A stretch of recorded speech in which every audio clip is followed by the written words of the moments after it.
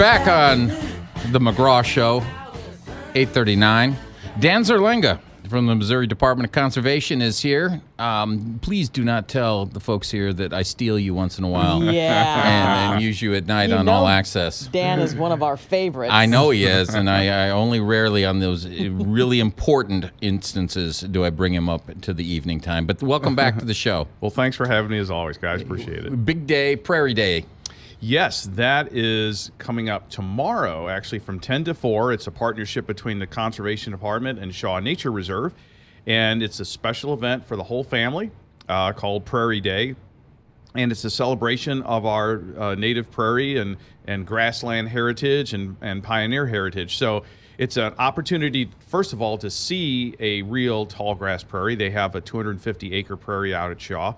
And it's also a chance to see a lot of living history. They have a lot of reenactors doing things like flint knapping, blacksmithing.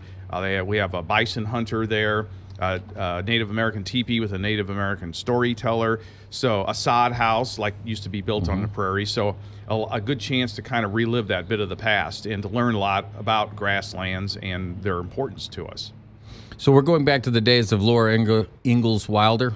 Absolutely. That's kind of what it's all about. For people to get a taste of that era, we're going to have stations where kids can churn butter, you know, and as I said, flint knap. We've got stations where they can learn to throw tomahawks and all kinds of cool stuff. And so it's a great day for the family to get out and enjoy the prairie. And, you know, a lot of people may not fully appreciate prairies because we don't really see them much anymore. The thing of it is, though, historically, a lot of Missouri had prairies, and about a third of the St. Louis area was prairie. So, and it's important to make a distinction between a prairie and just a random field. You know, there's a difference. I was going to ask you that. What is the difference? Prairie is a very specific habitat of what we call native warm season grasses. These are grasses that bloom that grow during the warm seasons. And they get very tall, some 3 to 6 feet tall, and there's an incredible diversity.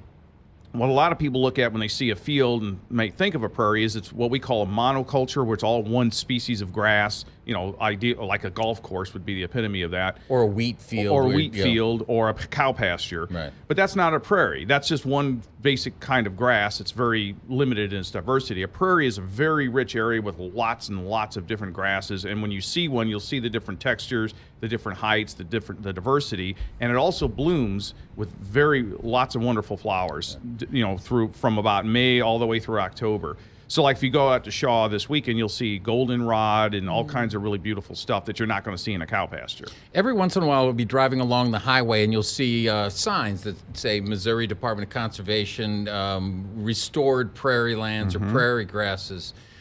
Is that kind of the same thing, trying to restore some of the sides of the highways back to what they were? Right, and that's something a lot. We work with Missouri Department of Transportation on a lot of those things, and it's great that they're doing that because they are restoring native habitats when they do that, even if it's just small patches here and there. And they're also reducing their maintenance costs because these native grasses don't require the kind of mowing and pesticides and fertilizers that other forms of non-native things do. And they also support a larger array of wildlife. Like, again, this cow pasture thing, you're not going to see a huge diversity of insects and things because not many things can use that grass except the cows.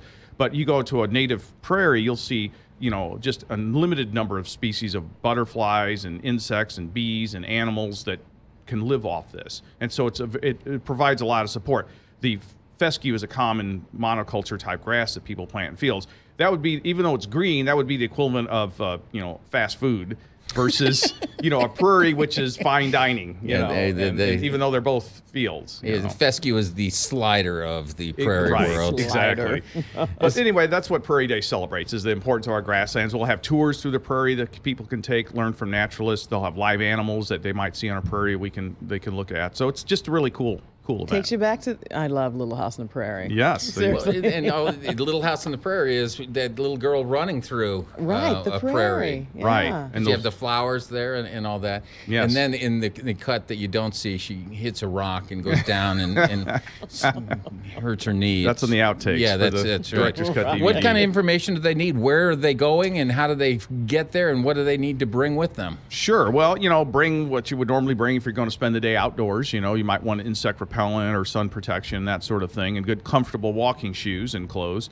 And if it's going to be chilly, I don't remember what the outlook 70. for tomorrow. Yeah, so it's probably, you won't need much in the way of coats or anything. But so just be prepared to spend the day outside. It's at Shaw Nature Reserve, and that's out in Gray Summit. So you take I-44 west, go past Six Flags, and take the Highway 100 exit, and then that's basically how you get there. And there is a charge that helps support the nature reserve. It's $6 for non-members and $2 for kids. And if you happen to be a Nature Reserve member or a Missouri Botanical Garden member, it's $3, and kids are free in that case.